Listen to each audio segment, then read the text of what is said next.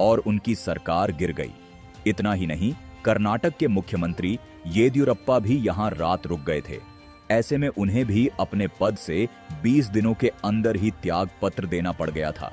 इन घटनाओं के चलते ये बात प्रबल हो गई कि उज्जैन में रात्रि विश्राम करना शासकों के लिए अशुभ हो सकता है। प्रधानमंत्री नरेंद्र मोदी भी महाकालेश्वर मंदिर के दर्शन करने के लिए कुछ समय पहले गए थे, लेकिन वह भी उज्जैन की नगरी में नहीं रुके थे। लेकिन मध्य प्रदेश के वर्तमान मुख्यमंत्री मोहन यादव, जो स्वयं उज्जैन के निवासी हैं, ने इस मान्यता को तोड़ते हुए 16 दिसंबर 2023 की रात उज्जैन में रात बिताई। उन्होंने कहा, मैं महाकाल का बेटा हूं, इसलिए रुक सकता हूं।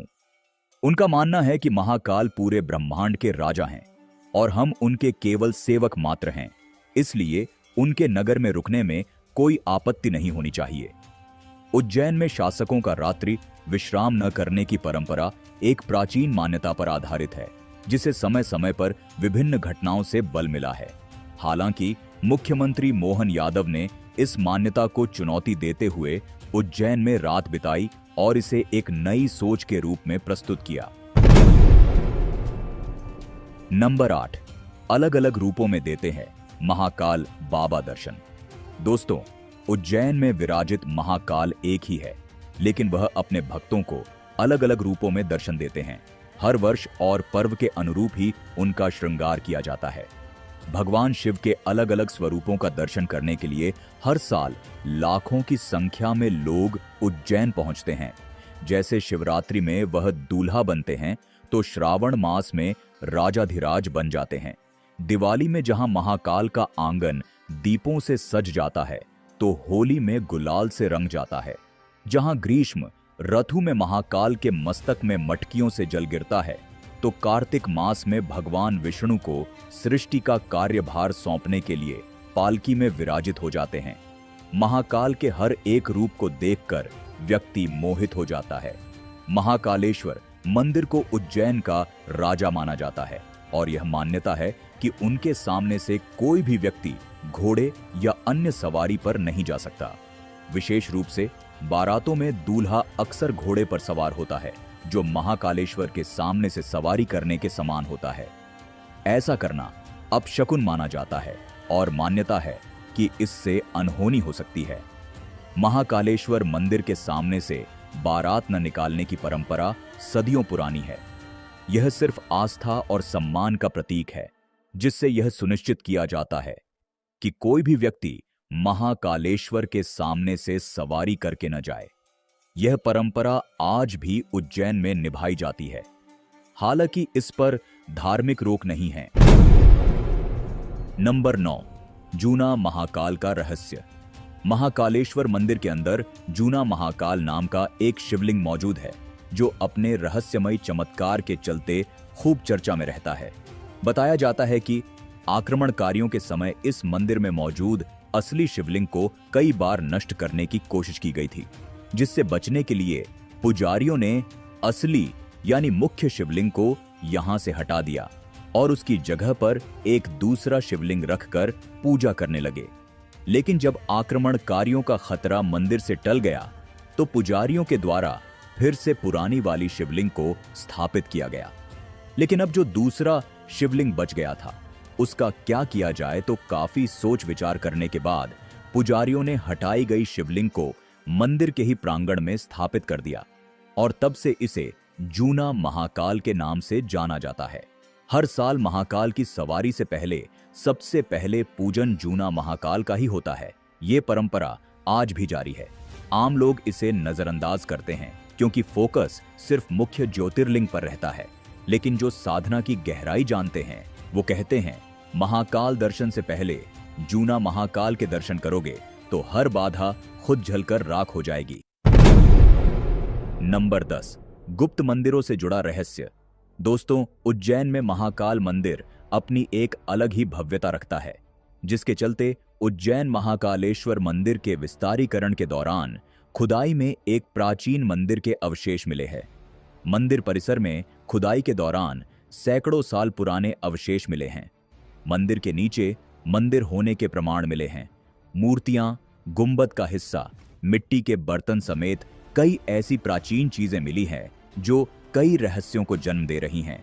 खुदाई के दौरान मिले अवशेषों के बाद अब लोगों के मन में तमाम तरह के सवाल आ रहे थे कि क्या महाकालेश्वर मंदिर के नीचे भी कोई दूसरा मंदिर मौजूद है। इन सभी सवालों को ध्यान में रखते हुए जब जांच की गई तो मंदिर के उत्तरी छोर में दूसरे मंदिर के प्रमाण मिले हैं, जिसमें उत्कृष्ट खंभे, आधार ब्लॉक, मंदिर के गुंबद के हिस्से और पत्थर के नक्काशीदार रथ शामिल हैं। ये अवशेष 11वीं और 12वीं शताब्दी के बीच के बताए जा रहे हैं। वहीं महाकाल मंदिर के दक्षिणी छोर के गर्भ में कई पुरानी दीवारें दबी मिली हैं। हालांकि इस रहस्य को अभी तक सरकार भी उजागर नहीं कर पाई है कि आखिर महाकालेश्वर मंदिर के नीचे एक और मंदिर का क्या राज है, लेकिन इसमें भी भोलेनाथ का कोई न कोई चमत्कार अवश्य छुपा होगा। मंदिरों के अवशेषों के साथ ही पुरातत्व विभाग को कुछ नरकंकाल भी मिले हैं। ये कंकाल किसके हैं और इसका मंदिर से क्या संबंध है, यह आज भी रहस्य ही है।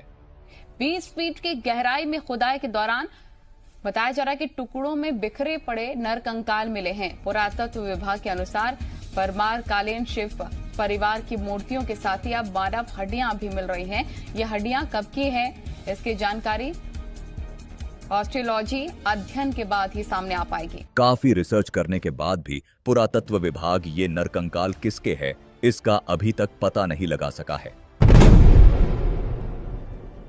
नंबर 11, महाकाल की शाही सवारी से जुड़ा रहस्य।